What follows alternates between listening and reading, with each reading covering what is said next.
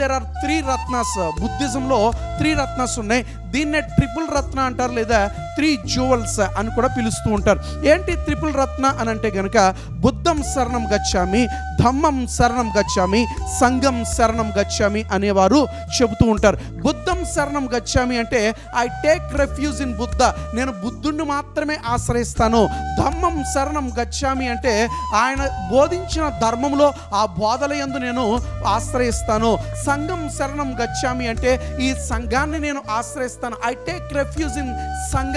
వారి యొక్క బుద్ధిజం అంతా కూడా ఈ యొక్క 3 రత్నాస్ మీద ఆధారపడి ఉన్నాయి. ఈరోజు నువ్వు ఒక క్రైస్తవుడిగా పిలువబడుతున్నావు కదా, క్రైస్తవురాలుగా నువ్వు పిలువబడుతున్నావు కదా, ఎవరిని నువ్వు ఆశ్రయిస్తా ఉన్నావు? ఎవరు నీ యొక్క ఆశ్రయము? కీర్తనకారుడు 46వ సంకీర్తన 1వ వచనం అంటాడు కదా, దేవుడు మనకి ఆశ్రయమును దుర్గమునై ఉన్నాడు, ఆపత్కాలములో ఆయన నమ్ముకొనదగిన సహాయకుడు అంటాడు. ఎవరు నీ యొక్క ఆశ్రయము?